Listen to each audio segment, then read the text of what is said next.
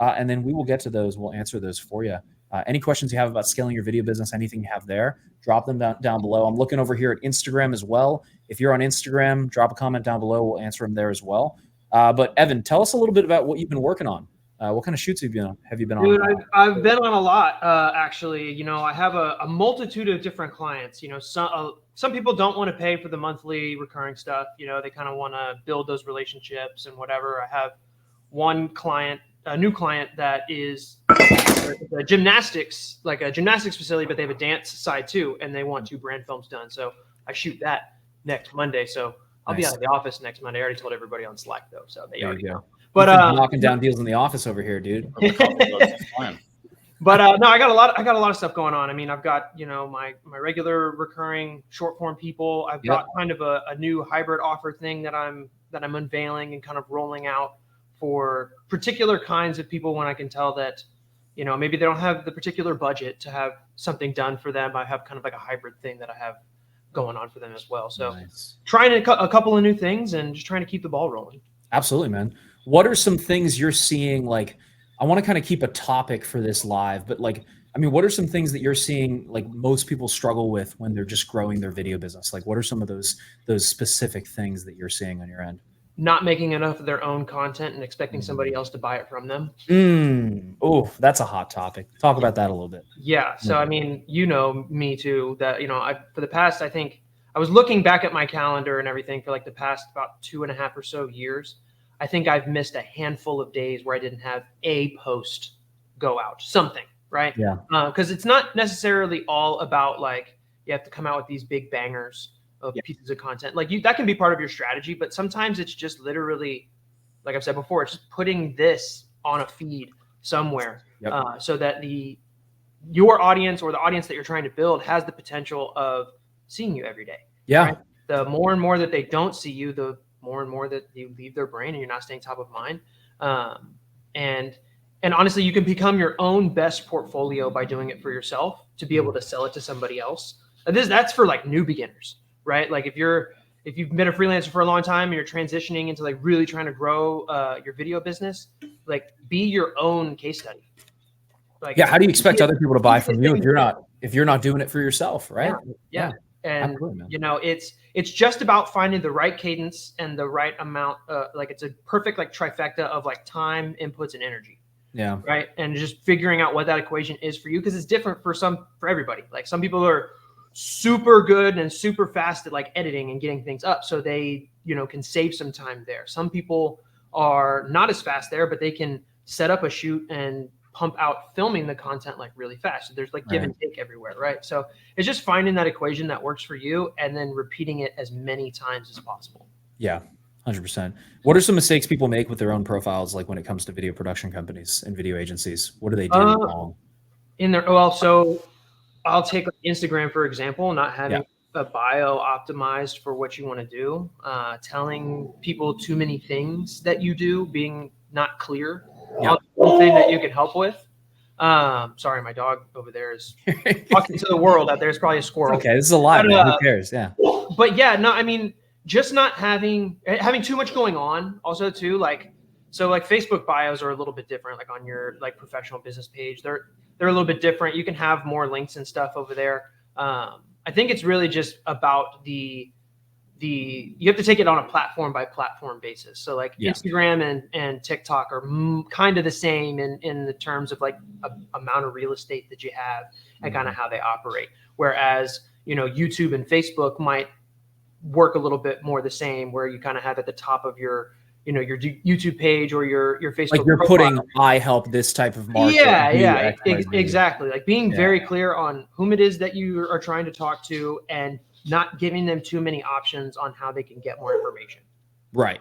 That's it. Like, I mean, if you can keep those two things simple. Too many options? Like, why not do that? Because then people it's like analysis paralysis kind of thing. It's like, I don't know if I want this, that, or the other, or they get off on some, it's like why we don't direct people to an overall website. We would more rather put them into a funnel of sorts. So like a simple landing page where we can tell them the steps that we want them to take and not have them peruse this big smorgasbord of information where it's like they were gung-ho about when they landed there, but then they forgot 5 seconds in because they didn't know exactly where they were supposed to go or what they were supposed to read or something like that. So I want to talk about the website thing because I had a call with one of someone who was interested in joining the program. We were talking, and he was like, "Why not drive all of the traffic to the website?"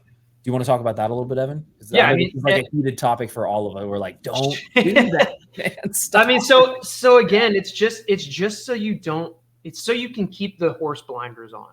Yeah. Right. Keep the horse blinders on to the prospect and the eyeballs that you are generating, because if they get too scatterbrained, they're not going to take the action, or they're going to get confused on what action that they should be taking. Yep. Right. I mean, that's pretty much it. I mean, like you give them too many options. It's like the YouTuber who's like, subscribe to my channel, buy my merch, go to my Discord, join my mom's Facebook group, whatever. Send them to your website after you've booked a call in. Yes. Yeah. That's more of a nurturing. That's what I say too. It's like you have the funnel, you have somebody come in, they become a lead, they watch your value video, they book a call. Then what they're going to do is probably look you up online. That's when your website comes into play in that organic traffic there. And even if they don't look you up online, be transparent. Say like, you can find my portfolio here, and you can do this, and you can do that, and they'll appreciate that more. I don't think most people need a website right now. Like they need, as long as you have case studies and like you have examples of what you've done. Like yes, that could be hosted on a website, but it's not required, in my opinion, to really get started. You don't even, and I haven't unloaded this yet, Eric, on the Master Filmmaker community. We're going to have a private chat about this, hopefully in the near future, but you don't even need a funnel anymore. Yep. Wait till I get that one to the clients a little bit about that, but wait till I give that one to you. But you really don't need a funnel anymore. There's a way to do it without it. A big tech stack in the back end. Yep.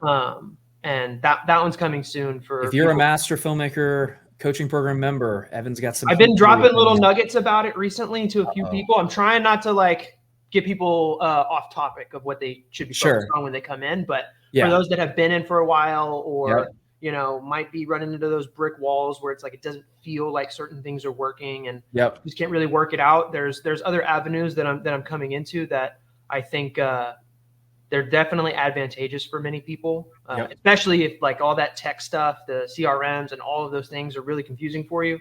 Yep. I've got a new process that I'm working on right now. I'm excited, man. That's awesome. That's super cool. No, but I think you're right. It's like, a lot of people don't have content on their page, and you don't need to be posting like every day. I know that can be kind of overwhelming, but you need to have a good base of content. So if people come and look you up, they need to know that you practice what you preach. And I think the other side of that too is, maybe you want to talk about this. It's the people who serve everybody. And like a lot of them will wonder why they're not getting traction in their video agency if they serve all different types of businesses. Do you want to talk about that a little bit? And kind of Sure. So this is honestly the topic that I struggle with the most. Sure. Right. Because I know that we've had conversations in the past where you can be kind of niche down in like a methodology, not so much an industry. Yeah. And I would still say that I speak to a lot of people. Now I know there's certain types of people out there that I don't want to deal with.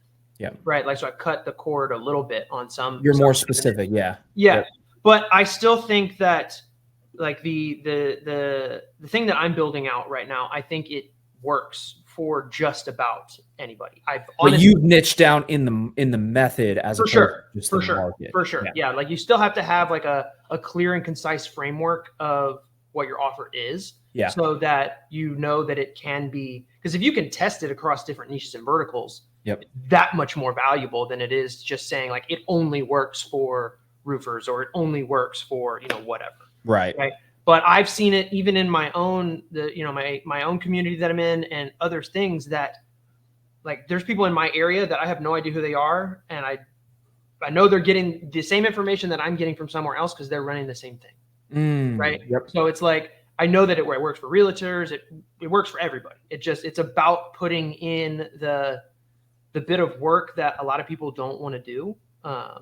And it's really the investment into the content aspect of it, because the implementation part is cake easy. Yeah. It's like, it's a couple of lever pulling and button pushing once a week. For the client when they onboard, you're saying? Yeah. I mean, it's not a lot. And I want to talk about that because that is a productized service. And a lot of people are like, what is a productized service? Well, if you think about what a product is you buy it off the shelf. There's no fulfillment, right? That company doesn't fulfill anything for you. You buy the product. That's it. You buy the product. A service, on the other hand, is where you're actually going to give them a service. You're going to do a lot of work. Now, you want to find that middle ground where it's a productized service, where if somebody buys something from you, it's very easy for them it's easy for you to fulfill on it. So it's very copy, paste, copy, paste, copy, paste, because then you can scale that, because you can do a lot of different units. You can do a lot of volume through that without having a lot of internal complexity. Whereas like a lot of our clients, before they come to us, like I know Ben Roberts is one of them, like a bunch of people who come in, like they're very boutique and they focus on like these huge custom projects, which again, there's nothing wrong with those, but you have to have a productized service bolted onto that, so you can do something that's very scalable that you can hand off to other people. You know what I mean? And then you can focus your time on those passion project style things that you want to do, and then you can even also charge a higher premium for those things too. So because the productized service is the engine that pays your bills and pays your payroll, makes you money, makes you profit, all that jazz, right? As opposed to having to custom quote everything and then feeling like you can't hand anything off because it's so custom and it's reliant on your brain every single time. You know? But yeah, I mean, what's your experience been building your productized service? Like, what was the thought process behind it? I mean, for me, it's just making sure that, whatever it is that I do for the inputs are just easily passed down to the next person. Right. So it doesn't have to be related to like, again, like the gear and stuff that I use. Like that doesn't have to be the thing that it's like, oh, the only reason it works is because we're using this kind of camera. Right. It's like a Matterport tour. While those are really great as part of your service and your offer, if you don't have somebody else that has that camera, or you know, you have 2 bookings for one day, but the camera's already gone and being used somewhere else, you can't do 2 at a time. Right. So just making sure that what has to be accomplished and what has to be shot on whatever given project that it is, that it's just something that I don't want to say this like despairingly, but like a warm body can step in and just say, okay, this is what we're doing next. There's like a checklist, right? So the more charisma or personality that the person behind the camera that's helping the client fulfill on, because that I believe is a lot of value of what a lot of the good feedback that I get in terms of my process is, like I've had somebody say, you know, if you weren't standing behind the camera and helping me get my thoughts out and my words out, even though it is there in black and white on our laptop or on our prompter or whatever it might be, they say that if you weren't there to help me through thinking through that, this would be a much harder process. So there is some kind of, I don't want to say they're intangibles because a lot of people can have them, but you have to fit a certain mold with the person behind the camera too. And I think that's just in the team building process. That's just finding the right people. That's finding the right people. I think what you said too, it's like, you don't want to just necessarily have, like, you want to have a process that's built out to where you can have somebody like a warm body step in and they can knock it out of the park, because that's how you're going to scale, because you're not going to find these unicorn people all the time. You have to have a good enough process within the business to where you can plug people in and then they can just execute on your behalf because you have such a good process. And so like one of my mentors taught me this, is a really good quote. It was like, you know, really amazing businesses, they have amazing processes, but they can thrive with mediocre talent.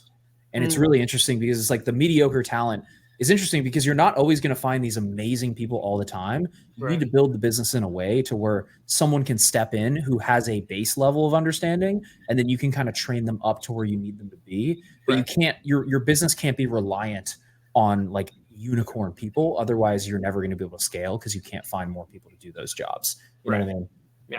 You can't put a Taco Bell manager at a cashier position. Like, you just can't do that.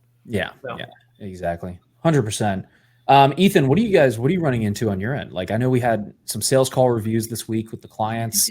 What are some things you're seeing? And then we'll go to some questions here in the chat. We got a bunch of them. Yeah, I've been, more, objections. Like you were talking, I forget what we talked about last time. Financial objection, business partner objection. And then, really trying to take care of a lot of that before the call, building trust, nurturing people, and really just hopefully whittling it down to the finances. Right. Because everything else really is your control, building trust, educating them, qualifying them. Really the money is the last thing out of your control. Yeah, 100%. Absolutely. Let's go over some questions here. Cruz says, "What's up? What's up, Cruz? How's it going, dude?" We got Pat over here. How do you guys approach lead gen? So that's kind of a loaded question. Evan, you want to maybe you want to do like a quick 30,000 view on that one, and then we'll kind of cruise over. So 30,000 foot view on lead generation, clear message, who it's for. Those are the two big ones. The speed to lead kind of mentality is somewhat there, but I think a lot of objections, like Ethan was saying, or even other even just questions and stuff, a lot of that can be overcome by what we kind of started this conversation with, which was your content cadence, right?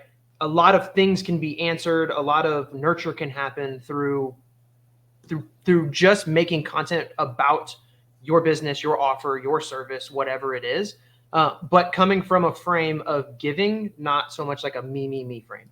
Come from the me frame, then it's going to come off funny and weird, and people are going to be like, yeah, this guy's not it. It's never about us as the business. It's about the customer and their needs and wants and their pains and their desires. The advantageous things that come for us are just a byproduct of that process. Right. Yeah. So if you do that part right, you will make money. You will get leads. You will have conversations, and that stuff will happen. But you have to provide all that value first, like Hormozy says. Yep, absolutely. Cruz has a question over here. How do you propose the retainers to the clients? As in, how do you send it over to them and go over why they need it? For instance, I talked to a head gym manager, social media branding. Ethan, you want to take this one? Yeah, for sure. So let's see. So I'll answer one part of that question first, is like the sending it over aspect of it.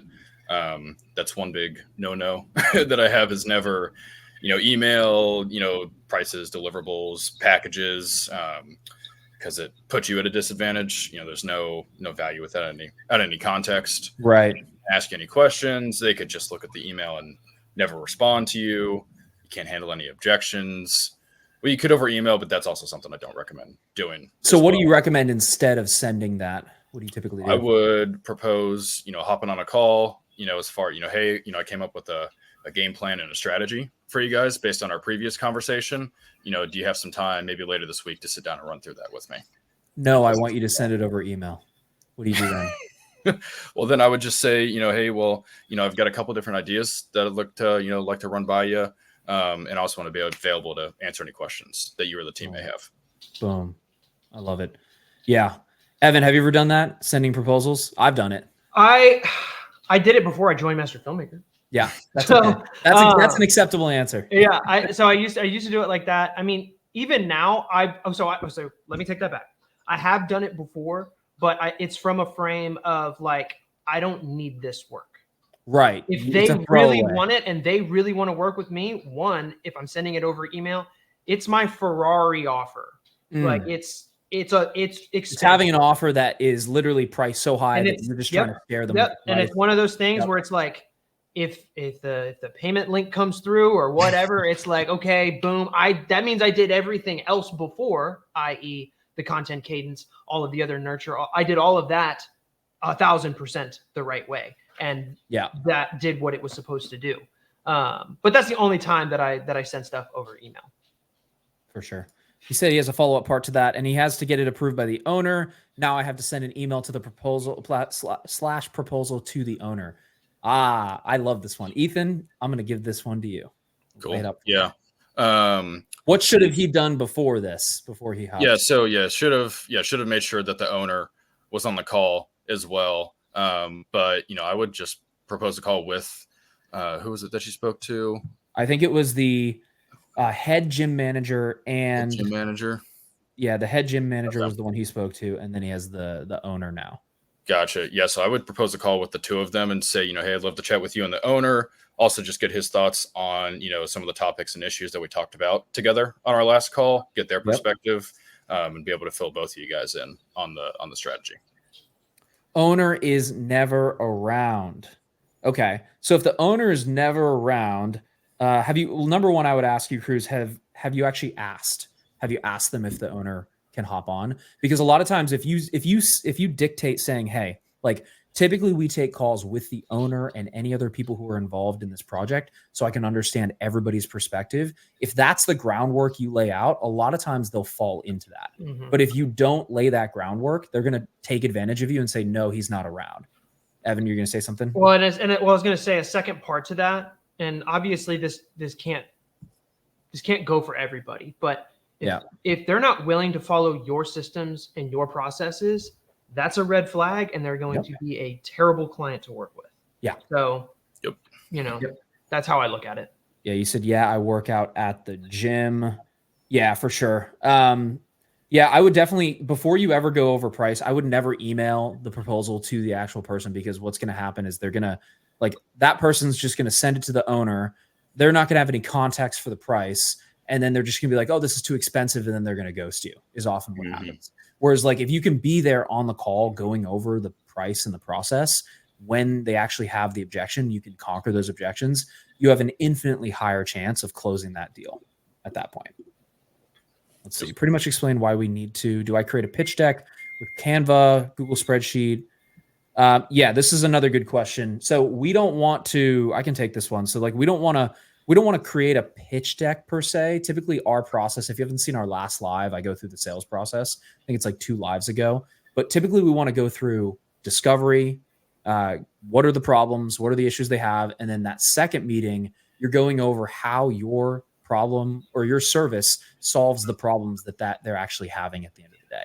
So remember how you told me you guys aren't getting a lot of members into your gym? Well, what we're going to do is create this type of piece of content to drive more traffic to your Instagram page, to your website, to your, foot traffic into your gym. Does that make sense? And then you're alleviating each one of those problems at every stage throughout that entire process. And so that's what you want to do. You don't want to go through a pitch deck, and you definitely don't want to explain it all over email.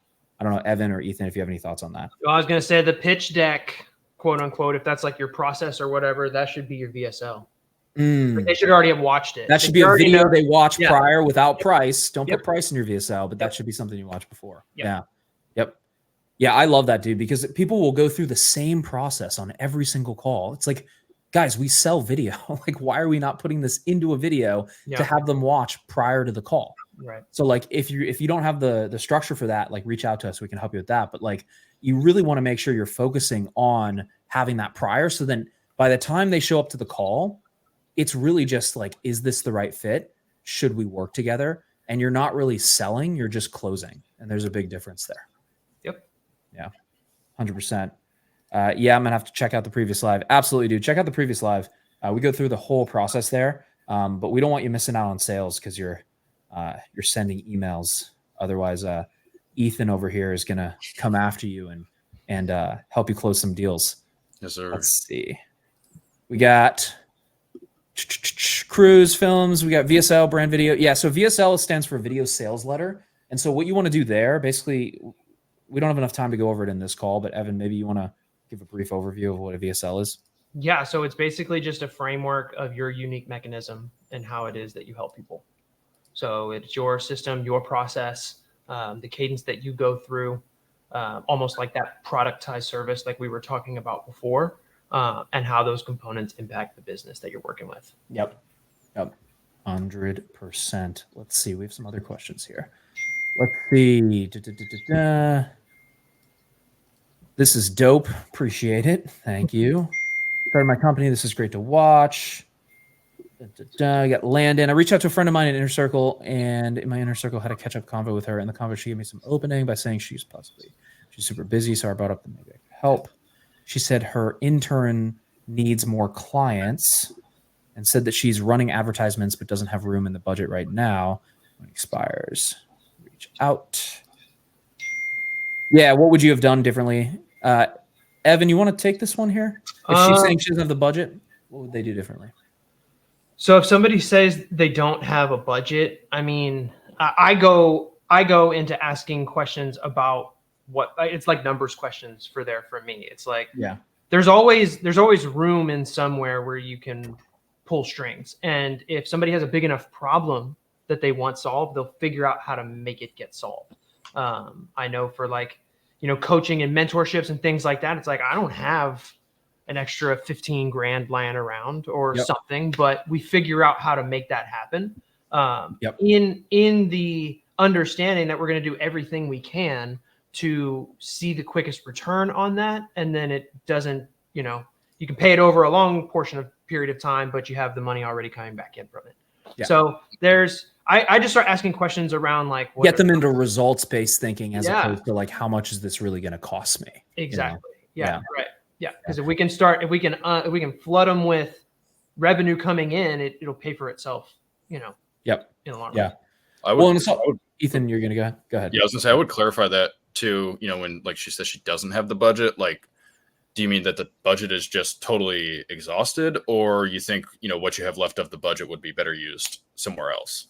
Ask that question and say, like, how do you mean by you don't have the budget? Because that could mean 50 million things. It can mean you don't have the budget. It can mean that the budget's coming in 2 weeks, but they don't have it now. It can mean a million things. So you want to clarify, like, what does I don't have the budget actually mean?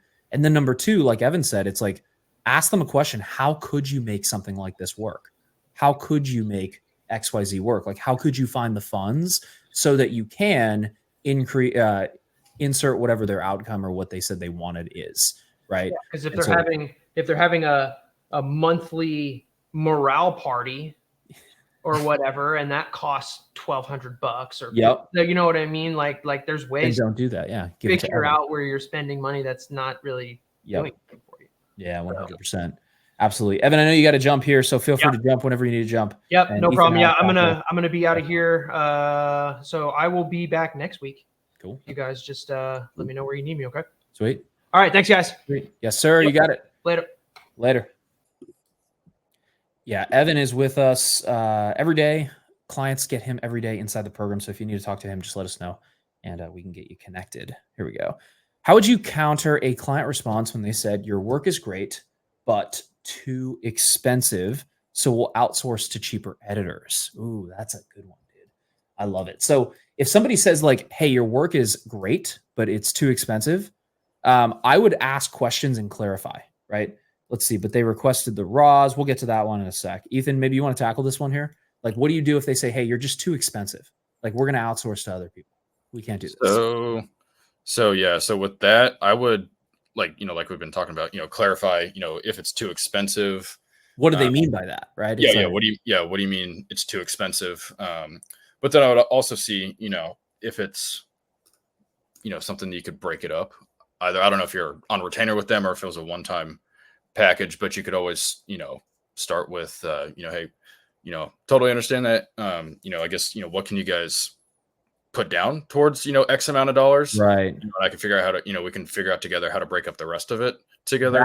That, and also saying something like, well, I guess, is price the most important thing to you, or is actually getting XYZ result the most important thing? So what I'm doing is I'm delineating between the two. So I'm saying, hey, is price the most important thing, or is you getting more clients using content, or getting more people to come into your business, or getting more brand awareness? Is that the most important thing? And so typically they're going to be like, well, like we want to get that result, but we also need to be conscious of the cost. And then that's your in. And you could say something like, well, I guess like what sort of budget did you have set aside for something like this? And you can dive deeper into what they actually thought it was going to cost. And you also want to seed a little bit of doubt with that question by saying like, yeah, just because those editors are cheaper doesn't mean that they're actually better. And it doesn't mean that you're actually going to get the results that you want at the end of the day. Right. And so you want to ask that question where it's like, is the cheapest the most important, or is getting XYZ result the most important thing? Yep. Well, also, if I'm not sure, Ave Studio, if was the editing not a part of the package beforehand either? Like, are they trying? That's what I was going to ask too. Are you doing full service, or are you just an editor? And are you an editor for an agency, or are you an editor for an actual client? Like, you're going direct to a business, to a client. That's what I'd want to know as well. So feel free to drop that here. Hey, and we got our boy Danny up in here, who is one of our account managers over here at Master Filmmaker, and he helps all of our clients over here. What's going on, Danny? Hello. How are we doing, gentlemen? Good, man. We are good. We got a couple questions in here. We're going to go through some sales stuff with you as well.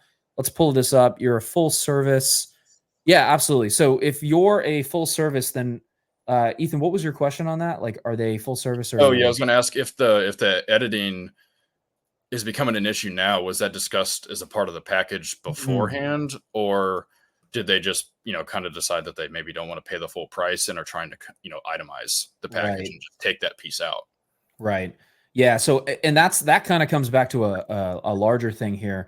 We want to know, like, are you invoicing them line items? Like, this is how much post-production is. This is how much production is. This is how this much is. Like, you should not be itemizing that. You should be keeping it within one package and saying the 3-month package is this much, the 6-month package is this much, the 12-month package is this much. And then that way they don't have the opportunity to be like, oh, we're paying him $2,000 for editing. Why don't we go find someone cheaper? Right. As opposed to just keeping it all in-house. Right. Good question. I want to switch gears here a little bit and talk a little bit about mindset. Because I know, Danny, you work with a lot of our clients enrolling in the program, getting started. What would you say kind of the biggest mindset fear is? Like, what's some of the biggest fears people have before making a bet on themselves, jumping in the program, getting coaching, whatever it may be? Yeah. Well, the number one thing is, even if you're speaking with a potential client and they're entirely bought in on the process itself, they trust you, they love the process, they believe in it, there will still be an objection 80% of the time, 70% of the time, 60% of the time, a good chunk, just due to the fact that it's unknown. They haven't done it before yet. So a lot of people would want to do something. If you're very good at sales and they're bought in on you and the company and the process, then the only final step and the biggest thing for a lot of people is just walking them through making that scary decision, right? In an authentic way. That's the biggest thing. So it's not being pushy, but it's just saying, hey, like, in terms of where you want to be at in the business, let's make sure that you feel good about us first and foremost. And second of all, let's make sure you feel good about being our partner as well through this process so we can get you to X, Y, and Z. Yeah. Right? Is there alignment there? 100%. Cool. And just helping them, again, instill some of that confidence that, hey, you can do this. We have your back all the way through, and we're going to make sure that this happens. Yeah. 100%. So it's just that final step of the unknown, because they haven't done something like this before in probably a very long time. This big of a bet on the business. Why do you think people, because I think we all do it, but why do you think people struggle with making a change in their business, in their personal life, whatever it may be? I know that's such a loaded question. It is. And I'm going to give a very cliche answer as well. But common sense, unfortunately, isn't that common, right? So I would say the biggest thing, and if I'm going to give a very cliche answer here, the real truth is that it's just uncomfortable. Like, it's doing new things in life are uncomfortable, even if you know it's the right thing to do. Yeah. Right. Primarily, it's a pattern shift in your day to day. Right. If you work with a new video agency, for example, we might be doing ads for the first time ever in this company. Right. Posting all sorts of different content and putting ourselves out there differently for the first time. Right. So it comes back to that unknown factor as well. It's like, what's going to happen? We don't know until we do it. So it's just the pattern shift. Like, we're humans. We like things to be very consistent, for better or for worse, unfortunately. So that's the biggest thing. 100%. Yeah, no, I mean, it really is true. Cause I remember when I first joined my first coaching program, getting the help I needed. I mean, I started just as I was literally a broke country club server before I started my video production company. And I was making like 12. I mean, Ethan was there with me. We both served at the same country club, dude. And we were serving, and I was trying to make the video stuff work on the side. And I had a call with a coach to help me scale my video agency. And I was just scared, like shitless, excuse my language, but I was scared shitless. Cause I was like, I don't know what's going to happen on the other side. Right. But a lot of times people put these self-imposed fears on themselves and they hold themselves back. And ultimately the best decisions are usually on the other side of that. Like, oh my God, I'm so scared. I need to do something. Cause in your gut, you know, it's the right move typically, or it is or isn't the right move. And that first initial gut instinct where you're like, I know this is the right thing, but it's hard. Usually is the thing that you need to do. And so then I ended up putting the money on the credit card. It was 10 grand for this coach.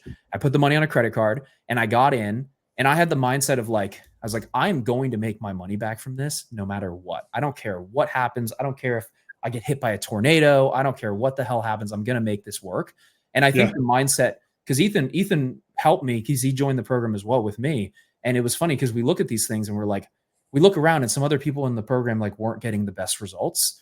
And I was like, but we've made our money back 3, 4, 5, 6 times already.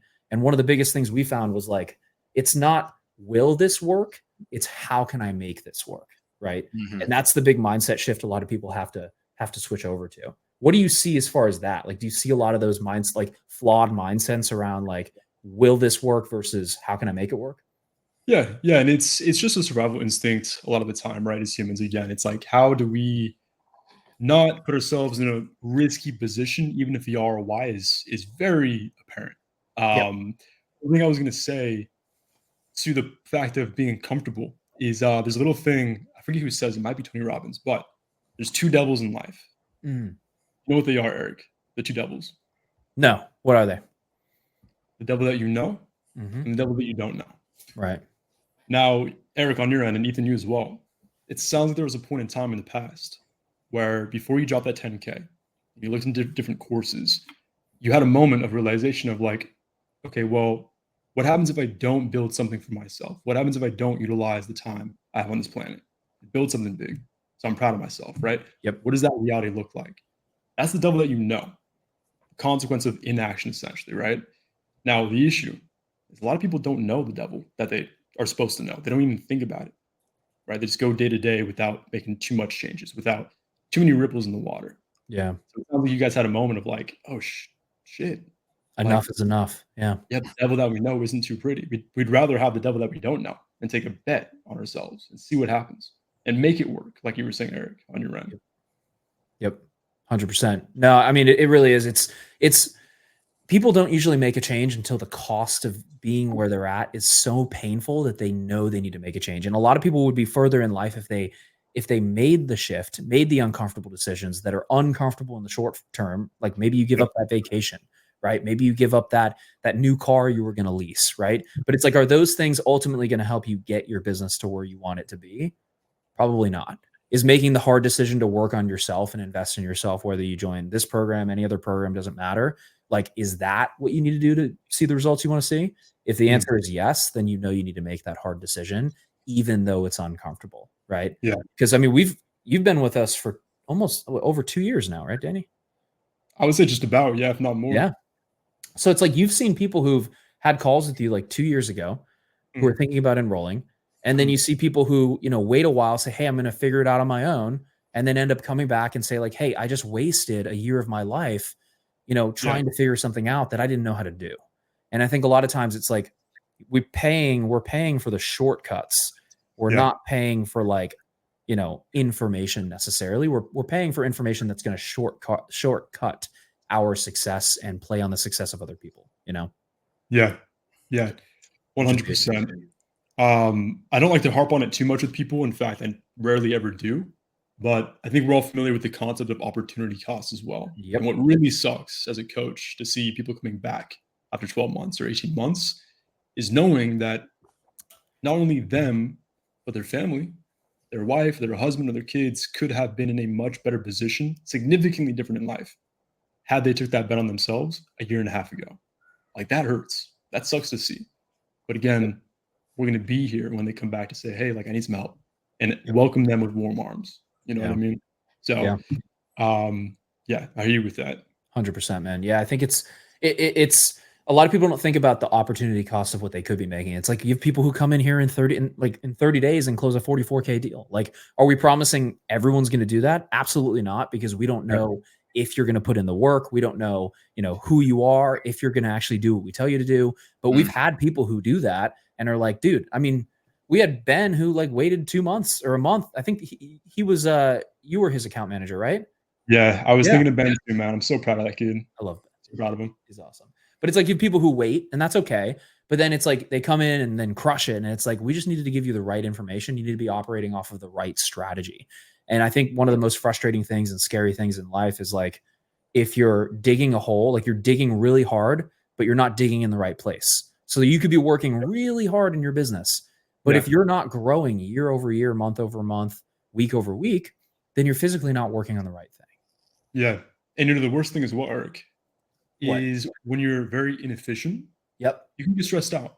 And that stress can build up over time, more and more and more, even if you're making money. And what do you think happens when the stress gets too much? Crash and burn. Crash and burn. Exactly. Yeah. Exactly. Yeah. Yeah, dude. It is. It's crazy. I mean, we love what we get to do. We love getting to help you guys and help as many video business owners as we possibly can. And it really does come down to, like, I think mindset's one of the most important things, because you could have all the tactics and strategies, and we talk about this as a team all the time. It's like you could have all of those things in the world, but if your mindset isn't right, you're not going to make use of any of them, right? And like, if all you're doing is looking for reasons for something not to work versus something to work, it's like Tony Robbins has that quote too. I know we're quoting a lot of Tony Robbins, but like, you look around the room, look for everything that's red, right? Look around, red, red, red. Okay, this is red, this is red, this is red, this is red. And then close your eyes. Tell me everything that was black in the room. You can't, because you weren't looking for it. And so if you're looking for negatives, if you're looking, saying, hey, my clients are too cheap, right? They don't have the money to pay me. You know, no one wants to pay me higher rates. No one's going to go on retainer. If you look for those things, you're going to find those things. Whereas if you look for reasons for people to pay you more, then you're going to find the reasons why they're going to pay you more. You know, 100%. Yeah, 100%. Any other things you feel like really hold people back from growing, Danny? Hold people back. I mean, it ultimately just comes down to fear at the end of the day. Yeah. Logistics, in my mind, aka money, right? Finances. Yep. There is always something somebody can do to be resourceful. And it doesn't mean they're going to close on that call, right? But if someone is truly in, you help them overcome their fear first and foremost. If you guys run into financial concerns or objections, if they're really in, you've done a really good job on the sales front. Like, they will find a way to hop in with you, no matter what it takes, no matter what the downsell is. They will want to be with you, and that over time will grow into something beautiful. Yep, absolutely. I used to do the Lambo close. Yep. Yeah. Would you rather do a Bentley, or is that the one? No, it's so, like, if you have a client, like if you have a video agency client, right, and someone who's like, hey, I don't know if I can do this. Like, I don't know if I can find the money. You do something like, well, hey, if I had given you, like, if I give you a brand new Lamborghini, right, and I offered it to you for $10,000, would you, like, what would you do if you don't have $10,000? Well, I'd go find it, right? I'd go find the money. And so the same thing with your clients. If your clients are saying you're too expensive, we don't have the budget, right? Usually it's because you haven't built a big enough gap of where they are to where they want to be, and shown them that gap, and how if they spend $20,000, $30,000, $40,000 with you, they're going to get some sort of return from that. And so if people don't think they're going to get a return, it's going to be really difficult for you to be able to charge higher prices. Sweet, guys. Let's see if I have any other questions. If you have any other questions, drop them in the chat, guys. Drop them on Instagram. We got a bunch of people on Instagram. I'm just looking over here at this screen. If you have any questions, subconscious beliefs. Yep, absolutely. You have to act like those problems aren't there, for sure. Let's see what else we have. Any other questions, guys? And we're going to wrap up here soon. And then we'll see you back here next Tuesday. Let's see. Anything else, Ethan, on your end? What are you seeing? Like, what are some, you said financial objections are some things that people run into. Like, what sort of financial objections specifically? Kind of like what we were talking about with, who was it, Landon, about, the budget question, clarifying that. Is it that the budget's just totally exhausted and we're at zero for the year or the quarter or the month or whatever it is? Or, do you just, think that what you have left of it would be better used somewhere else? Because that's a different objection. Danny, maybe you want to speak about that. But if it's like, if they have the money, but they don't see it being allocated towards this, right? Like, what do you do at that point? Well, that means we haven't done our job on the call. Right. So we dropped the ball somewhere. We didn't create a big enough gap, or, build enough trust, or the two of them.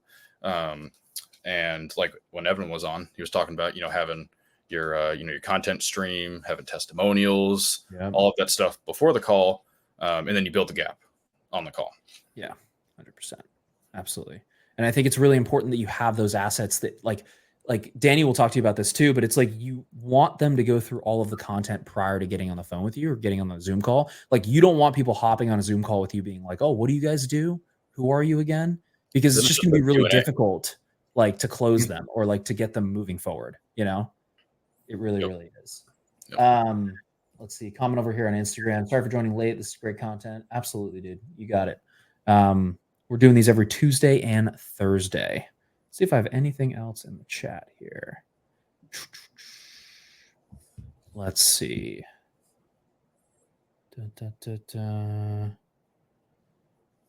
Danny, maybe you want to answer this last question, but like, what's the best way to build a gap on calls? I know that's such a loaded question.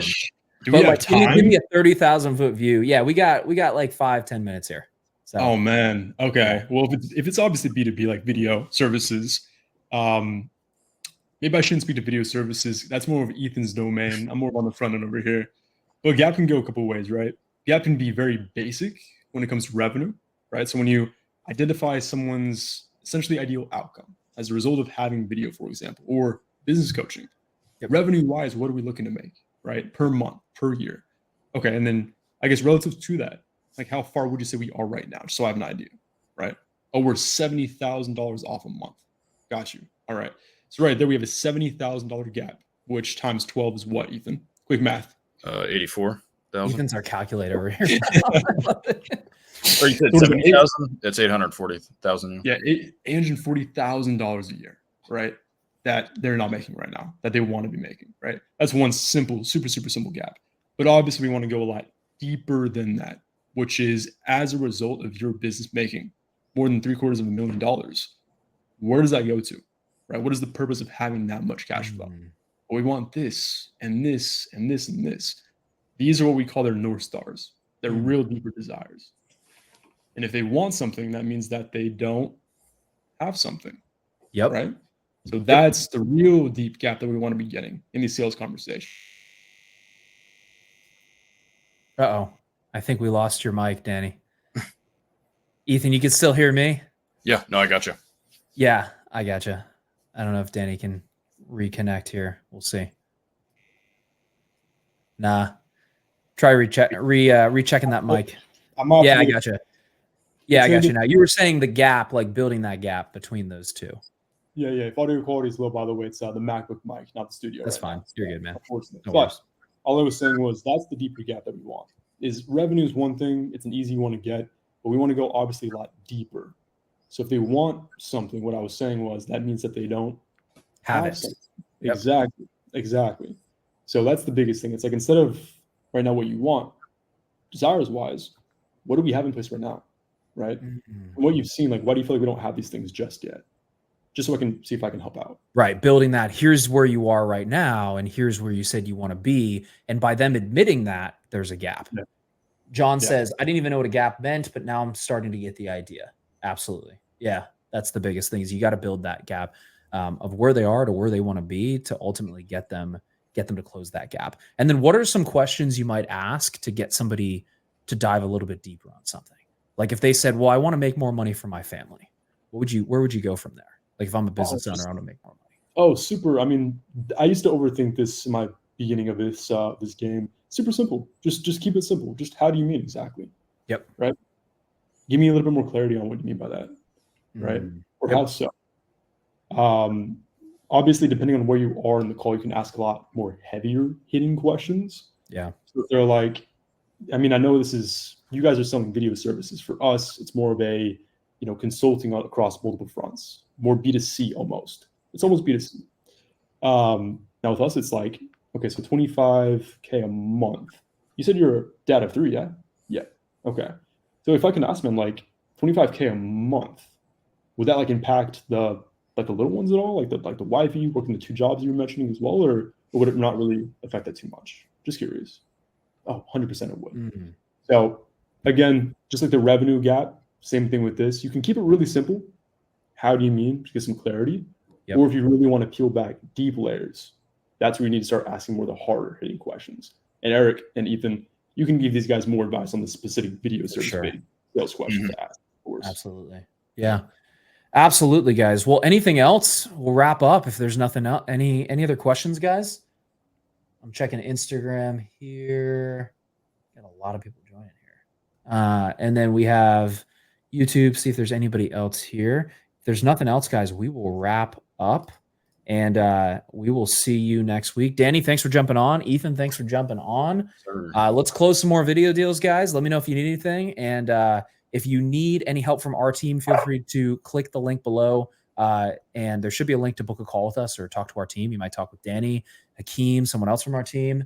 and they'll be able to help you out and try to figure out what the main bottleneck within your business actually is, and where we go from there. So with that being said, let's see you guys Tuesday, and keep crushing it. Got a good thing coming, and it's all I need. Everything I wanted is in front of me. It's looking up and up down, sun is shining over me. I got a good thing coming, just wait and see. It's a good.